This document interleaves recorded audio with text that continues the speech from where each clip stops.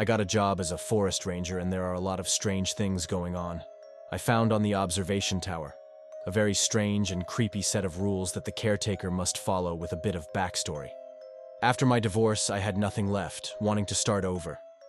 First, I moved into a cheap and shabby apartment in another city. I had no steady job, pets, no kids, and an obvious wife.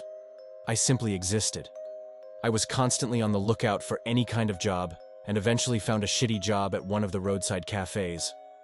I was bored and miserable, and even though I had only recently moved, I was in urgent need of a more drastic change in my life. And so, I hit the jackpot. Among all 3 resumes I sent to different firms, there was one for a forest fire lookout position. No prior experience. It didn't require forest fire watchers, by the way.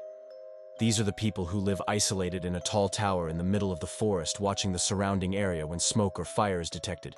If possible, they eliminate the fire themselves or call for help, and generally act according to the situation. Despite all the questionnaires I sent to employers, I remember filling out this one because I found the advertisement rather odd, as it said there were no vacancies for this position at the moment, but they were accepting applicants in case someone suddenly quit. I remember thinking oddly, why would they assume someone might quit? Nevertheless, I went for it anyway, and hoped that now I might possibly have a real serious job. Before long, I got a call from the communication guy.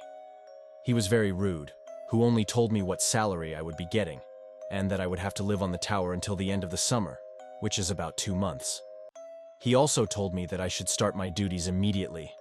Having been preliminarily instructed and instructed accordingly, I did not hesitate long and replied that tomorrow I would be ready to start work.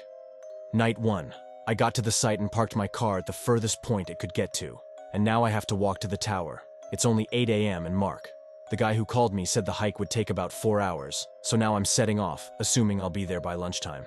Mark assures me that my tower at my new home will have a full supply of food, and that I will be able to radio the nearest neighboring tower where I will get information on how things work there. Our summer mornings are pretty chilly, but I'm very excited about the hike itself, as the wheeling in these parts is known for its incredible beauty and peaceful atmosphere, something I've been longing for. Lately, I had just arrived at the tower, now it was 1 p.m. The hike was challenging, but easy for me to navigate as the trail was well marked and well traveled. The tower is much bigger than I had imagined. I think it's about 50 meters high. The scaffolding at the top is on 4 piles and a winding staircase around leading up to the top. Next to the tower is a utility room and a warehouse, where I assume food and water are stored. I'll check it all out later once I get up to my hut and put my backpack and stuff down. The stairs had an awful climb, old and creaky, but I'm hoping to get used to it.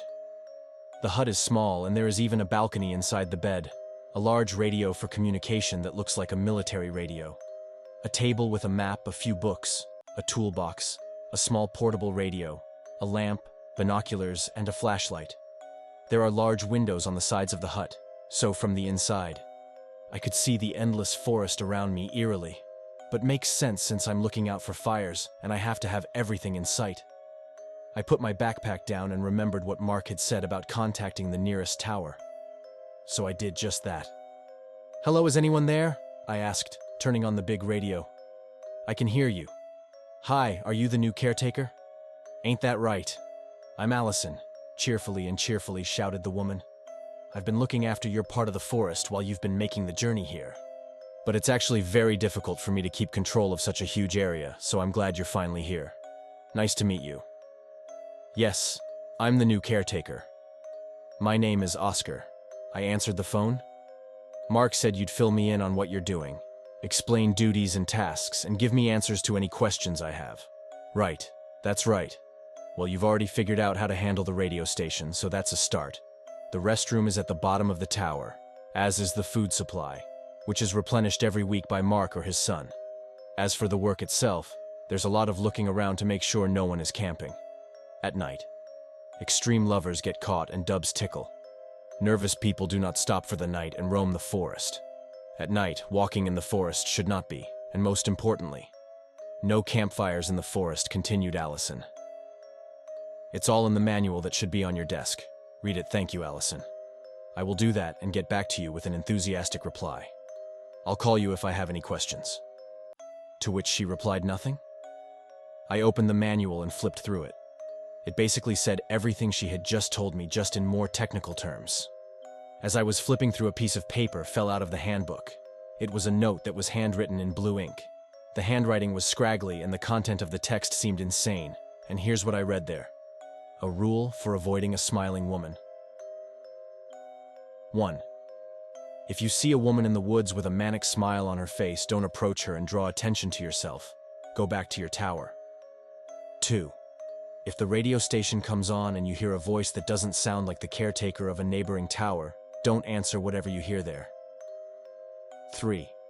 If you hear a woman crying, somewhere nearby between 1 a.m. and 4 a.m., ignore it. 4. Always sleep with your lamp on at night. If it starts to flicker quickly, turn on the main light and keep it on until morning. If your lamp goes out completely before you can do so, hide under your bed until dawn. 5.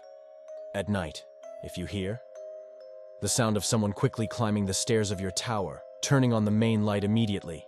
If you don't, by the time she's at the top, it will be too late. 6.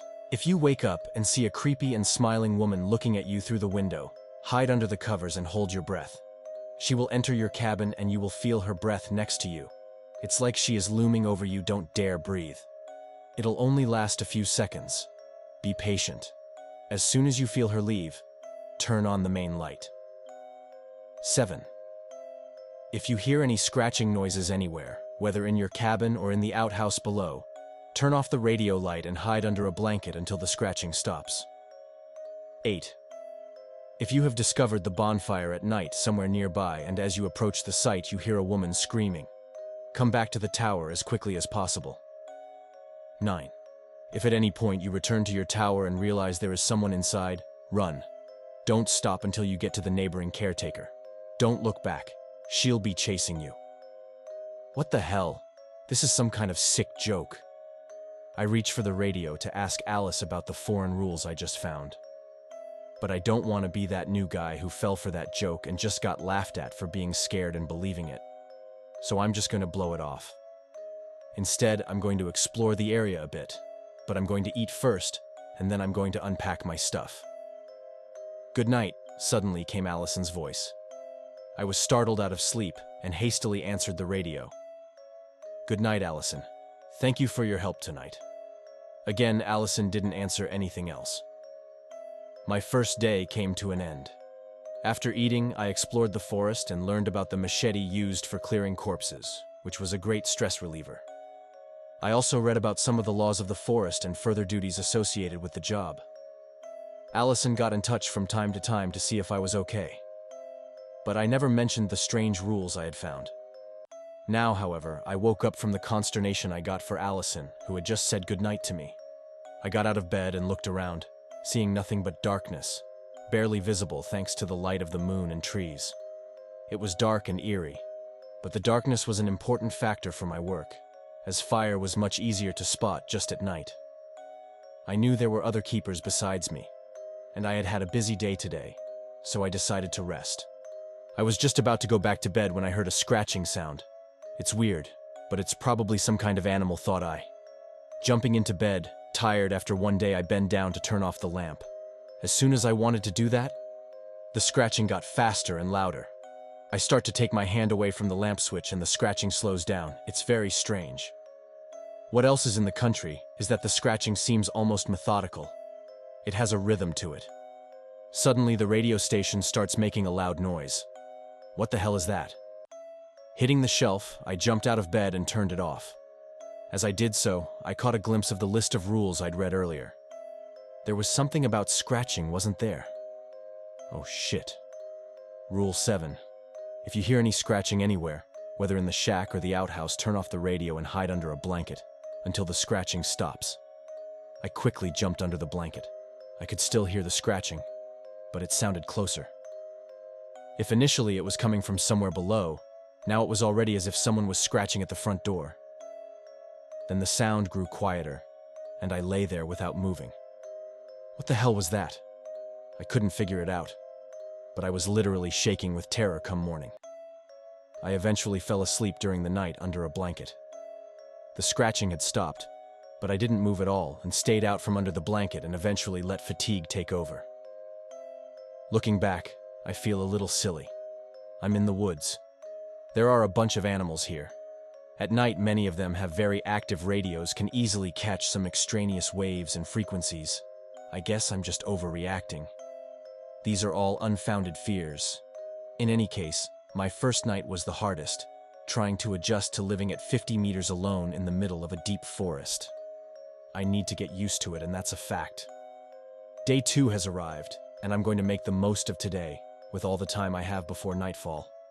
I'm hoping the other nights will be less eventful than this one.